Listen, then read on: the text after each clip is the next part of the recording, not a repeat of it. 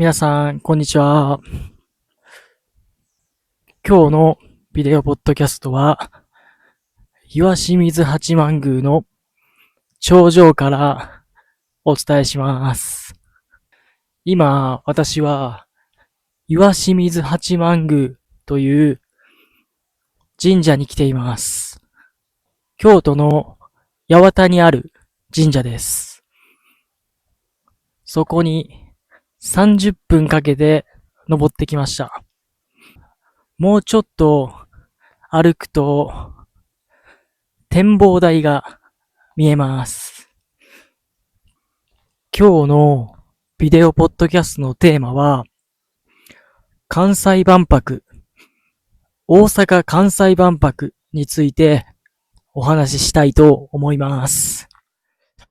私はゴールデンウィークに関西万博に行ってきました。関西万博についてお話ししたいと思います。関西万博がある会場は大阪の夢洲というところです。何もないところから会場を作りました。関西万博へは朝の10時に到着しました。朝の10時に着きましたが、もうすでにお客さんでいっぱいでした。入り口はすごい列ができていて、中に入るまでに30分以上かかりました。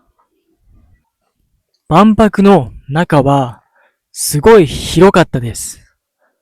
歩いて万博を一周するには結構な時間がかかります。万博にはいろんな国のパビリオンがあります。人気のパビリオンには長い時間並びます。私は中国のパビリオンに行きました。そこでは2時間待ちました。2時間長い列の中にいて順番を待っていました。2時間です。2時間並びます。皆さん、2時間並んだことありますか？ 2 時間立ちっぱなしです。すごく大変です。2時間並んで中国のパビリオンの中に入りました。中国では IT や宇宙のことについて紹介していました。皆さん見てください。ここが岩清水八幡宮です。約30分かけて登ってきました。これが岩清水八幡宮の本殿になります。この岩清水八幡宮はパワースポットになっています。パワースポット。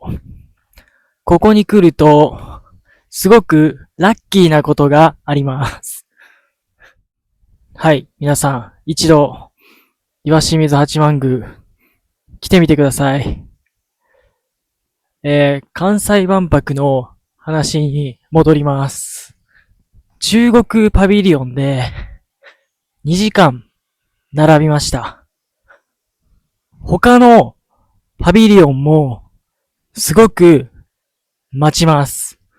アメリカのパビリオンは3時間待ちでした。中国のパビリオンよりも1時間長く待ちます。私はもう諦めました。アメリカのパビリオンを見るのは諦めました。他にフランスやカナダも見たいと思って並びましたが、1時間半から2時間待ちます。ですから、フランスやカナダも諦めました。一番見たかった日本のパビリオンは予約をしないと入れません。私は予約をしていなかったので見れませんでした。日本のパビリオンが一番見たかったので見ることができなかったのがすごく残念です。岩清水八幡宮を見ました。ここからまた30分かけて山を降りたいと思います。岩清水八幡宮はパワースポットです。皆さん、ぜひ一度来てみてください。関西万博のパビリオンには、もちろん並ばずに入れるところもいっぱいあります。まあ、少しは並ぶと思いますが、まあ、5分から20分ぐらいだと思います。でも、お客さんが並んでいないということは、何かそういう理由があると思います。私も全然並ばなくていいパビリオンに行きました。中に入ってみると、なるほど。こういうことだなと、わかりました。並ばなくていい理由が、わかりました。関西万博は始まっていますが、パビリオンができていないところがありました。ですから、もう少し万博に行くのを遅らせた方が良かったのかなと思いました。まだ始まって1ヶ月ぐらいですから、9月あたりに行くと、すべてのパビリオンが出来上がっていると思います。その頃になると、パビリオンのクオリティも高くなっていると思います。大阪・関西万博の感想ですが、全体的に、まだ完成していないように思います。まだまだ、やれることがあるんじゃないかなと思いました。まあ、いろんな国の文化や展示品を見たり、食事を食べられたりするのは、すごく楽しかったです。ただ、やっぱり人が多いですから、体力が必要です。すごく疲れます。人気のパビリオンは2時間、3時間並びます。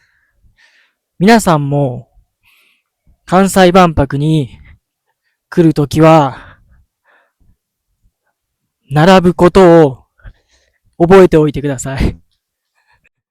2時間、3時間普通に並ばなければいけません。今のところ、もう一回関西万博に行く予定はありません。もし行くとするならば、平日、お休みの日ではなくて、平日に行くと思います。それか、夜に行くと、並ばずにパビリオンに入れると思います。ですから、平日や夜がおすすめだと思います。もう、並びたくないです。もう2時間も3時間も並びたくないです。そして、日本のパビリオンに絶対に行きたいと思います。皆さん、関西万博に行きますか？行く予定がありますか？ぜひ、一度、試してみてください。これで、今日のビデオポッドキャストを終わりたいと思います。今日のビデオポッドキャスト、大阪・関西万博についてお話ししました。最後まで見てくれてありがとうございました。また次のビデオポッドキャストで会いましょう。バイバーイ。